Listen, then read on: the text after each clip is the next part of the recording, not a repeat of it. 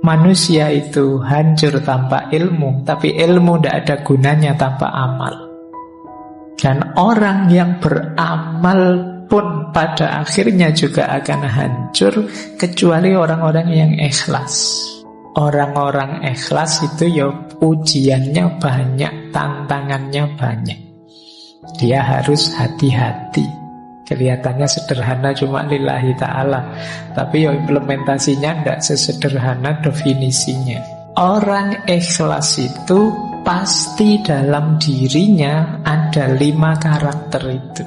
Ikhlas itu bagian dari Mengaji Hening bersama Dr. Fahrudin Faiz. Mari kita simak. kata ikhlas. Ya, dia bentuk masdar dari akhlaso yukhlisu ikhlason. Jadi ini artinya bersih, murni, jernih. Tapi kalau ikhlas ini beda dengan sofa. Kalau sofa itu bersih yang memang aslinya bersih. Jadi misalnya ada air putih bersih, jernih, itu namanya sofa. Tapi kok air ini sudah tercampur apa? Kemudian kita pisahkan campurannya dan dia kembali bersih, itu ikhlas namanya. Jadi itu bedanya ikhlas dengan bersih biasa. Jadi semula dia terkotori, tapi terus kita bersihkan. Setelah kita bersihkan, dia statusnya ikhlas. Tapi kalau yang murni asli belum terkena apa-apa, itu namanya sofa. Bahasa Arabnya begitu. Nah ini, jadi kata dasar ikhlas itu berarti maknanya adalah bersih, jernih, setelah sebelumnya dia terkontaminasi atau terkotori. Baik, jadi ini harafiahnya itu. Oleh karena itu nanti definisinya para ulama ya seputar itu. Termasuk ketika ikhlas ini dikaitkan dengan bersihnya hati. Jadi berarti nanti kalau pakai definisi kata-kata tadi, ikhlas itu berarti bersihnya hati dari apapun selain Allah. Kok ada yang selain Allah masuk dalam batin kita? Nah, saatnya kita bersihkan. Setelah bersih, disitulah maka namanya ikhlas. Ini nanti bisa kalian pakai sebagai argumen kenapa sih surat Al-Ikhlas itu tidak ada satupun kata-kata ikhlasnya, tapi disebut Al-Ikhlas. Karena dalam surat Al-Ikhlas itu sangat ditegaskan kebersihan jiwa kita dari apapun selain Allah. Jadi qul huwallahu ahad, Allahus shomad. Allah lah satu-satunya tempat bergantung. Jadi makanya suratnya disebut surat Al-Ikhlas. Fokus hanya pada Allah saja yang ada. Meskipun kalau dalam bahasa Indonesia kan ikhlas itu kemudian agak geser maknanya.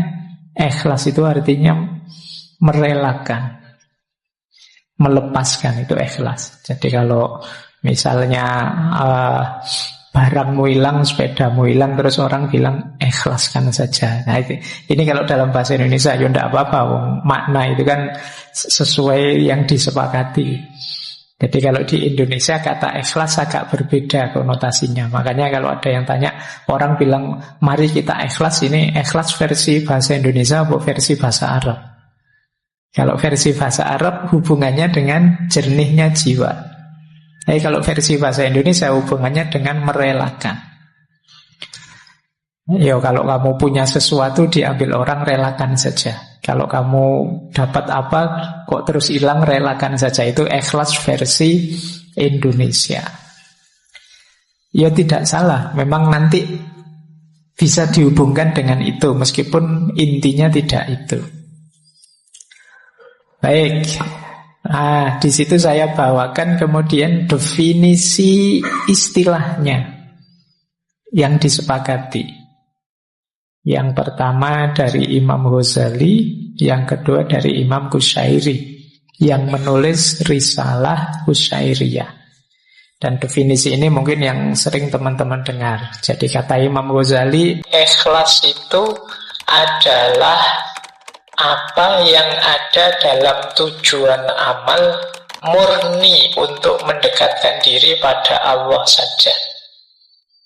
Jadi ikhlas itu tujuan. Kita melakukan sesuatu yang tujuannya Allah saja, tidak ada yang lain, tidak ada keuntungan apapun yang kita inginkan selain ridhonya Allah saja, itulah ikhlas. Nah, Imam Qushairi juga mendefinisikan dengan kalimat yang mirip saja. Ikhlas itu penunggalan al-haq dalam mengarahkan semua orientasi ketaatan untuk mendekatkan diri hanya kepada Allah semata. Maksudnya sama, tujuannya Allah saja. Ada banyak definisi para ulama, tidak saya bawa semua. Intinya maksudnya sama. Jadi kita beramal, berorientasi dalam beragama itu hanya Allah saja. Jadi memang tujuan kita Allah saja. Kok ada tujuan? Lah berarti tidak mikir dunia sama sekali. Dunia difikirkan, diolah, dikelola, kita hidup di dalamnya dalam rangka menuju Allah. Semuanya kita jadikan kendaraan menuju Allah. Nah, berarti saya tidak kerja, Pak. Ya kerja, cuma kerja dan hasilnya dipakai untuk mendekat pada Allah. Berarti saya tidak perlu belajar ilmu ini, ilmu itu, toh Pak, ilmunya tetap ilmu ikhlas saja. Ya enggak, ya tetap belajar apapun yang kamu butuhkan, kamu perlukan, tapi nanti jadi kendaraanmu untuk tambah dekat pada Allah. Jadi ini orang yang ikhlas. Dan banyak ayat-ayat Al-Quran yang menyebut itu. Malam hari ini sengaja tidak saya bawa, sudah sangat sering disebut di banyak ceramah, di banyak pengajian.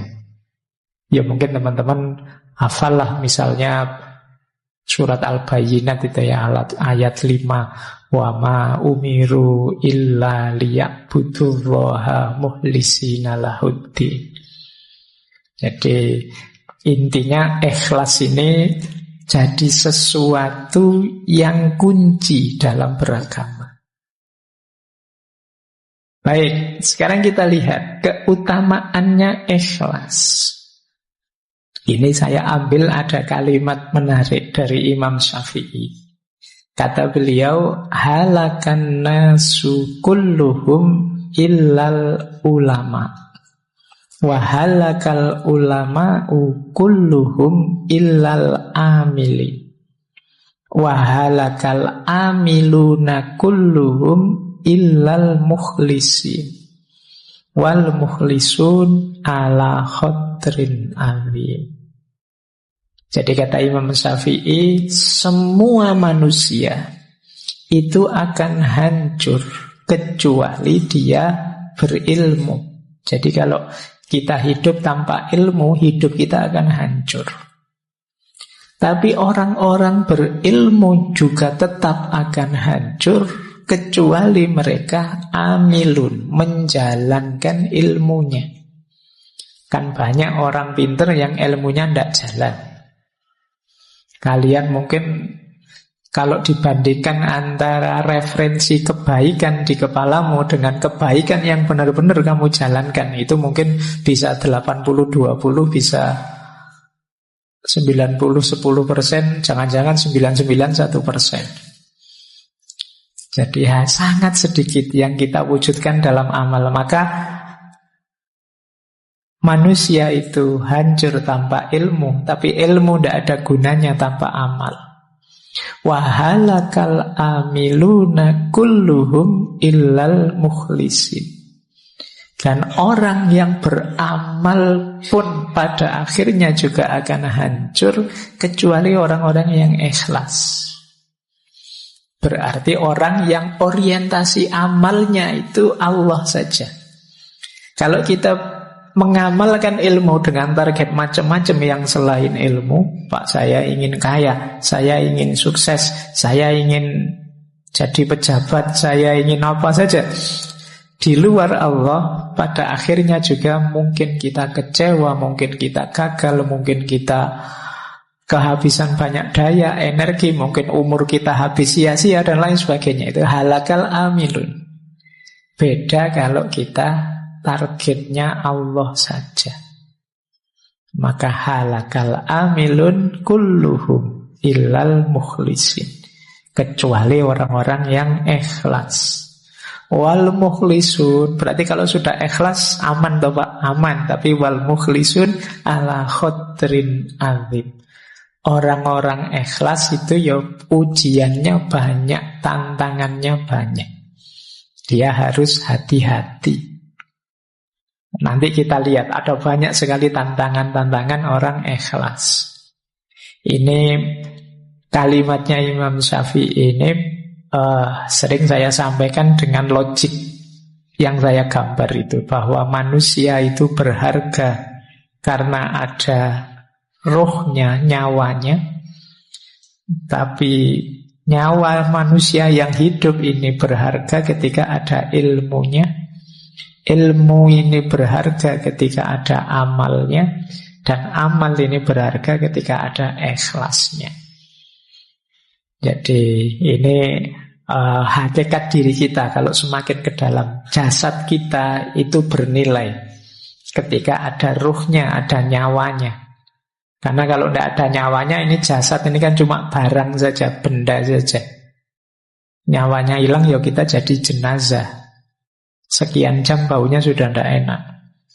Tidak ada gunanya, tidak ada nilainya. Maka dia berharga ketika ada nyawanya. Nah, cuma manusia hidup bernyawa ini bernilai, berharga ketika ada ilmunya. Yang membedakan kita dengan semua makhluknya Allah yang lain itu ilmunya. Tapi ilmu ini juga berharga, bernilai ketika ada amalnya. Buat apa? Ilmu yang teoritis saja, dihafalkan saja, numpuk sebanyak itu di perpustakaan, gunanya apa?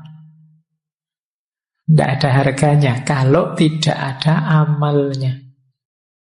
Bayangkan Indonesia ini memproduksi berapa banyak konsep, berapa banyak teori. Dari kalian saja yang mahasiswa, coba dihitung. Di kampus saya UIN itu setahun 4 kali wisuda. Setiap kali wisuda 500-an orang. Berarti 2.000 satu tahun. 2.000 itu semuanya bikin skripsi, tesis, disertasi. Bayangkan kalau setiap skripsi, setiap tesis tadi menyumbangkan sesuatu untuk hidup kita berbangsa, bernegara, beragama. Kontribusinya adalah kecil saja dari satu skripsi. Dari kampusku saja 2.000 kontribusi setiap tahun. Ditambah kampusmu, ditambah kampus yang lain, berapa ribu kampus di Indonesia ini. Oh, itu kalau ada dimensi amalnya semua, Indonesia ini jaya sudah. Luar biasa. Cuma ya kan kalian tahu sendiri kan pada akhirnya skripsimu itu yang numpuk di perpustakaan. Isinya juga begitu-begitu. Nanti ditiru adik kelasmu. Ya. Ya sekarang ada Turnitin tidak bisa jiplak, tapi kan ya kamu sudah pinter ganti kalimat. Apalagi saya kemarin ada yang cerita itu ada trik-triknya Pak biar tidak terdetek oleh Turnitin. Ya, ya wis pintermu memang di situ. Jadi ya makanya akhirnya ya apa kalau bahasa agama jadi tidak barokah ilmumu. Cuma numpuk di perpustakaan-perpustakaan. Kamu juga saya yakin waktu nggarap skripsi kan tidak terbersit nawaitu ilmu lillahi ta'ala. Bayanganmu kan sementing ndang lulus, sementing cuma itu dok pikiranmu. Ndang dapat gelar, ndang tidak ditanya-tanya kapan lulus, pikiranmu itu saja. Ya sudah. Ya kita memanen apa yang kita tanam. Apalagi level paling tinggi ikhlas. Jadi sudah diamalkan pun kita masih perlu ikhlasnya. Baik, ini keutamaannya. Nah, kalau digambar keutamaan ikhlas itu loh. Ikhlas itu bagian dari rute kita ilaihi roji'un. Kembali kepada Allah. Jadi perjalanannya manusia di bumi ini kan sebenarnya bukan perjalanan kemana, tapi perjalanan kembali. Yang perjalanan itu awalnya adalah ikhlas. Ikhlas itu niat nawa itu untuk Allah saja. Jadi perjalanan kembali ke Allah itu kan perjalanan untuk Allah. Jadi titik tolaknya perjalanan hidup kita adalah niat yang ikhlas. Titik tujunya ya Allah, keridhoannya Allah. Jalannya isinya amal soleh. Jadi amal yang ikhlas menuju ridhonya Allah. Ini mode hidup ideal kalau dalam Islam. Baik, jadi inilah gambaran keutamaannya ikhlas. Kita lihat sekarang komponennya. Kelihatannya sederhana cuma lillahi ta'ala, tapi ya implementasinya tidak sesederhana definisinya. Orang ikhlas itu pasti dalam dirinya ada 5 karakter itu. Zuhud, warok, syukur, sabar, dan tawakal. Jangan dikira pokoknya lillahi ta'ala hanya untuk Allah saja. Ya kalau sekedar kamu ucapkan nawa itu lillahi ta'ala gampang. Tapi begitu dimanifestasikan, lillahi ta'ala itu mengandung 5 komponen itu. Jadi ada zuhudnya pasti. Zuhud itu kondisi jiwa yang sudah tidak lagi tergoda oleh dunia. Kalau kita masih tergoda oleh dunia, tidak mungkin kita bisa lillahi ta'ala. Pikiran kita mesti masih macam-macam. Jadi kalau ditanya lillahi ta'ala, mas, lillahi ta'ala kok saya karena Allah. Nanti begitu nilainya jatuh, wah kurang ajar, saya sudah. Berarti kamu tidak kuat dapat ujian itu. Wong yo cuma nilai saja ngapain sih? Iya Pak, tapi masa depanku yo. Jadi tidak mungkin kalau jiwa tidak suhud itu sulit untuk lillahi ta'ala. Karena dunia masih mudah menggodamu. Yang kedua warok. Warok itu kemampuanmu mengendalikan diri. Sehingga tidak mudah terjatuh pada perbuatan dosa dan maksiat. Orang namanya wirai. Jadi misalnya, wah saya kalau datang ke sana ini nanti mesti diajak macam-macam sama temanku, nolaknya tidak enak. Sudahlah saya tidak usah datang saja. Ini kemampuan mengendalikan diri. Atau tiba-tiba ketemu teman yang wah ngajak ngomong aneh-aneh, ngajak mencaci maki siapa, aku tidak ikut-ikut. Ini warok. Kemampuan menjaga diri. Sulit orang bisa lillahi ta'ala kalau dia tidak punya kemampuan mengendalikan diri. Jadi kalau dia mudah terseret arus. Karena kita dituntut untuk fokus terus perjalanan kita menuju Allah terus. Kalau kita mudah terseret arus, ya rutenya bisa berubah. Harusnya menuju Allah itu bisa sampai mana-mana. Nah ini karakter kedua. Zuhud itu kondisi jiwa, warok itu kemampuan mengendalikan diri. Yang ketiga syukur. Orang bersyukur itu orang yang sadar bahwa apapun yang dia raih, kesuksesan, kenikmatan, keberhasilan, apapun sumbernya Allah saja, maka aku terima kasih pada Allah. Ini syukur. Tidak mungkin orang bisa ikhlas kalau menganggap bahwa akulah yang mampu, akulah yang bisa, meskipun tanpa pertolongan Allah. Ya, orang yang seperti ini ya orang sombong namanya. Merasa mampu, merasa bisa, merasa benar, merasa besar. Orang yang tidak bersyukur, perjalanannya lillahi ta'ala pasti terhalang. Yang menghalangi siapa? Dirinya sendiri.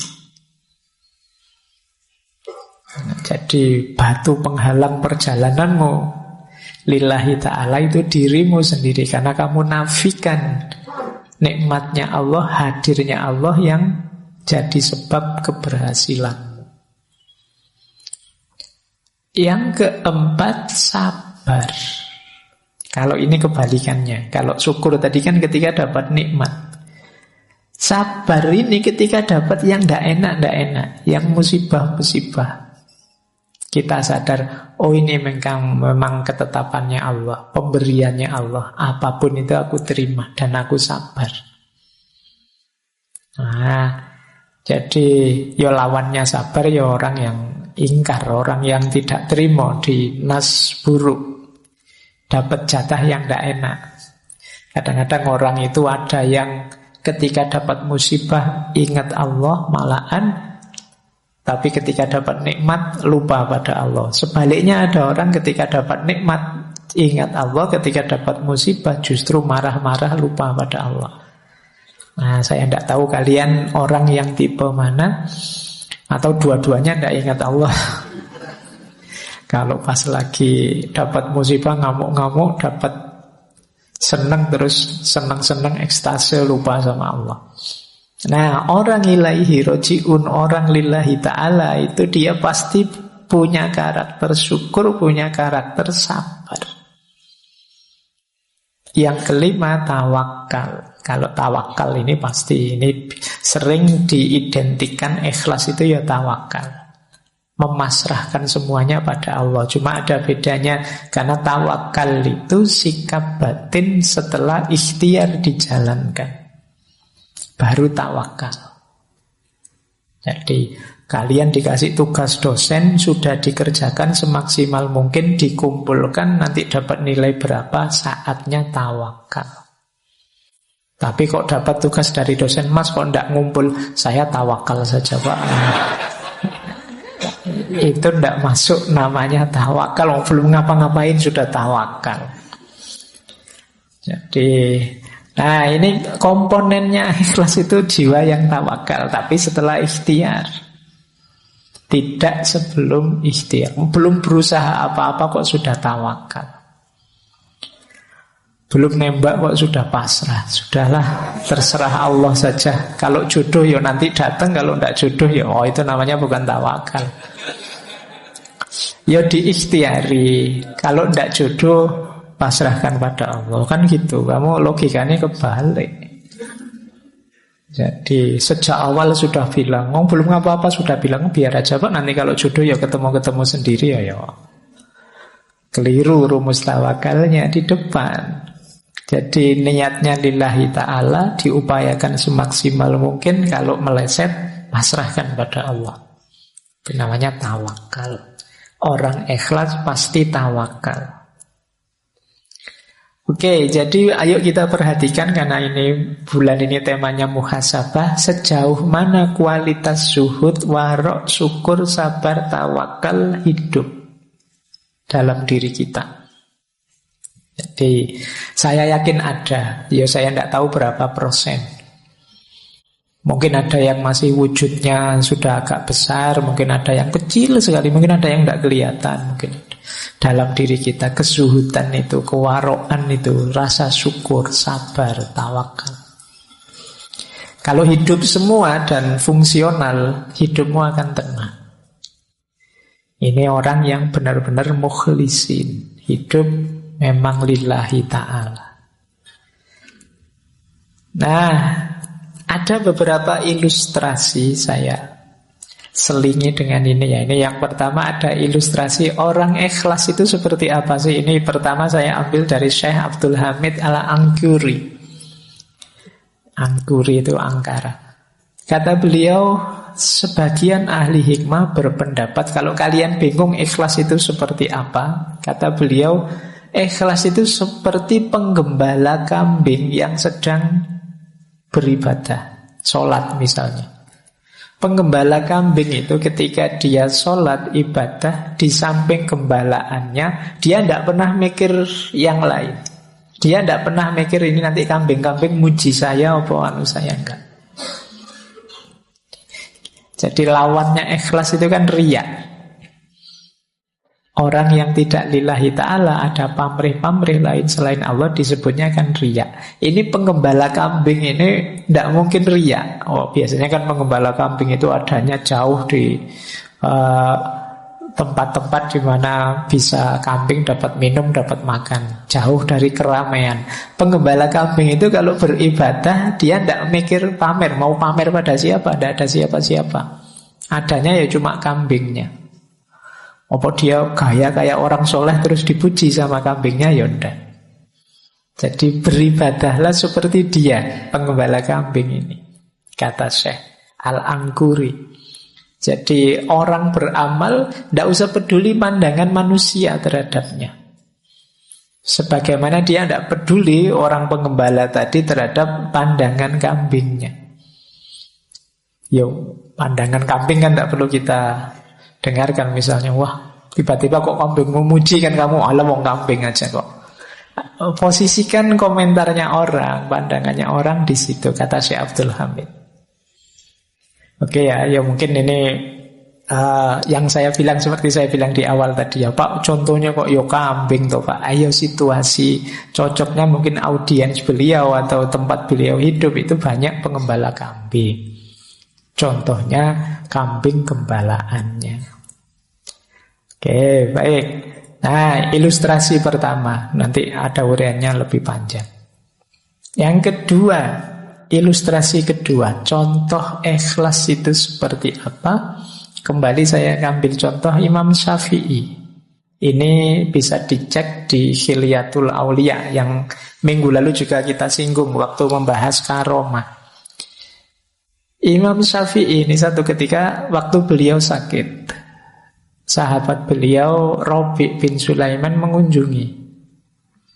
Kemudian Imam Syafi'i tanya pada dia, gimana kabar sahabat-sahabat kita. Terus berpesan pada Rabi' bin Sulaiman, wahai anakku, sesungguhnya aku ingin bahwasanya manusia mempelajari kitab-kitabku tetapi tidak dinisbatkan kepadaku sedikit pun. Silahkan ambil manfaat dari kitab-kitabku, maksudnya begitu, tapi tidak usah diingat-ingat bahwa itu aku yang nulis. Jadi beliau tidak ingin dapat pujian.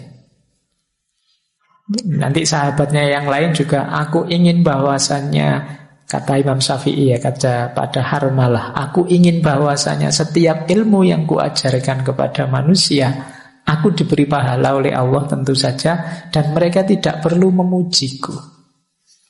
Jadi aku tidak ingin pujian, aku tidak ingin juga dikenal sebagai orang pintar yang nulis kitab ini, yang tidak butuh itu beliau. Jadi memang inginnya ya kemaslahatan umat, menyedekahkan ilmunya, sisanya hanya untuk Allah saja. Bandingkan dengan kalian hari ini, baru ngerti sesuatu sak paragraf saja, itu pun postingannya orang, kamu cuma nge-share saja, kamu merasa kayak yang bikin autornya. Padahal kamu nyuplek pandangannya orang, bawahnya kamu tulis besar-besar namamu sendiri, biar dikenal bahwa aku ini arif, bijak, bijaksana, dan seterusnya. Nah, itu menunjukkan kamu tidak ikhlas. Kamu ingin dikenang sebagai orang hebat, orang pintar, orang, bandingkan dengan Imam Syafi'i ini. Imam Syafi'i yang karyanya disebut-sebut sampai hari ini, manfaat ilmunya dipakai oleh banyak orang sampai hari ini, Beliau berpesan, alhamdulillah kalau nanti banyak yang mengambil manfaat dari karya-karyaku, tapi aku lebih bahagia kalau tidak perlu disebut-sebut namaku, tidak perlu dinisbatkan kepadaku. Nah, ini namanya orang ikhlas. Jadi ilustrasi pertama tadi seperti penggembala kambing, ilustrasi kedua seperti yang dicontohkan oleh Imam Syafi'i, bagaimana mental ikhlas itu. Oke ya, sekarang masuk ke teorinya. Yang pertama, teori pertama tentang tingkatan ikhlas. Ini saya ambil dari syarahnya kitab Hikam. Ini saya ambil dari Minahul Qudsiyah. Ini syarah dari Syekh As-Sarqawi terhadap kitab Hikamnya Syekh Ibnu Athaillah. Orang ikhlas itu ada 3 level. Level awam yaitu ikhlasul ibad, ikhlasnya ahli ibadah. Ada jenis khawas, ini ikhlasul muhibbin. Dan ada istimewa, khawasul khawas, ikhlasul arifin. Jadi level ibad ini level ahli ibadah. Ini pun sudah luar biasa. Ikhlasul ibad itu ketika orang beribadah pada Allah tidak riya sama sekali, tujuannya memang Allah saja, ingin dapat pahala, ingin selamat dari siksa. Ini juga sudah ikhlas. Jadi kalau ada yang tanya, Pak, kalau saya ibadah lillahi ta'ala tapi ingin dapat surga, tidak ingin masuk neraka, apa masih disebut ikhlas? Masih. Ini level ikhlasul ibad.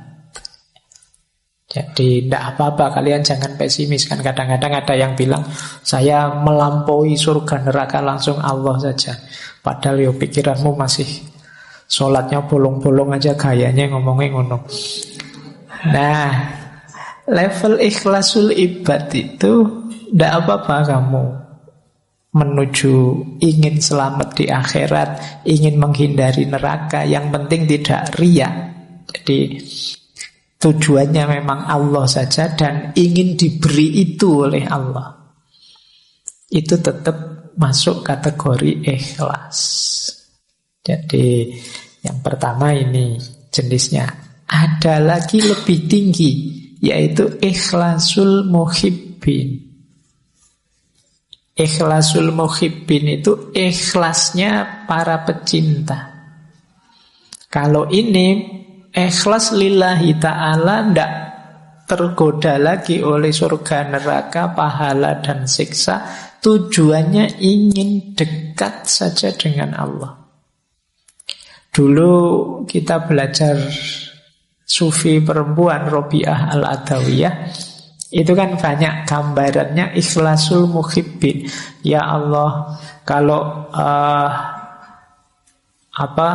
ibadahku ini karena ingin surga, jauhkan aku dari surga. Kalau aku ibadahku karena takut neraka, masukkan aku ke neraka. Karena dia tidak fokus ke situ, fokusnya ke Allah saja. Jadi ingin dekat dan selalu bersama, ingin mengagungkan Allah. Ini levelnya mahabbah. Ini sudah luar biasa, makanya disebut khawas. Itu pun ada yang lebih tinggi ternyata, ikhlasul arifin. Kalau ikhlasul arifin ini tidak lagi ada pemahaman aku dan engkau. Kalau masih aku mencintaimu, itu kan masih ada aku, masih ada engkau. Ikhlasul arifin itu aku sadar sepenuhnya bahwa ikhlasku seperti apapun diriku, itu semuanya dari engkau. Kalau aku mencintaimu ya Allah, itu pun cinta yang kau anugerahkan dalam diriku.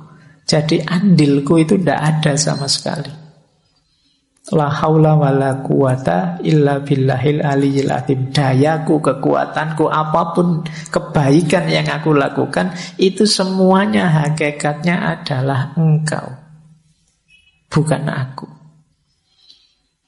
Orang yang level muhibbin tadi kadang-kadang kalau tidak hati-hati terjebak membanggakan dirinya, bahwa aku bisa ikhlas, aku bisa tidak tertarik lagi surga neraka dan lain sebagainya. Tapi di level arifin itu sudah tidak mungkin lagi, karena dia sepenuhnya sadar bahwa kebaikan dirinya, cintanya pada Allah, dayanya untuk menuju Allah, itu semuanya hakikatnya anugerahnya Allah saja. Tanpa Allah mengizinkan, ridho, menganugerahi, tidak mungkin bisa begitu. Itu namanya ikhlasul arifin. Nah, ini jenjang-jenjangnya. Jadi silakan teman-teman nanti muhasabah ya, sudah punya jenis ikhlas yang mana dalam diri kita. Yang pertama pun tidak apa-apa, itu juga termasuk ikhlas. Jadi sudah lillahi ta'ala. Paling tidak yang pertama itu tidak ada target-target duniawi. Jadi tidak riya, tidak ada target-target yang selain Allah. Targetnya ukhrawi. Nah, ini pun sudah masuk kategori ikhlas. Terima kasih sudah menyimak. Semoga channel Mengaji Hening bersama Dr. Fahrudin Faiz selalu bisa memberikan ilmu, motivasi, dan kebermanfaatan. Salam sehat dan bahagia.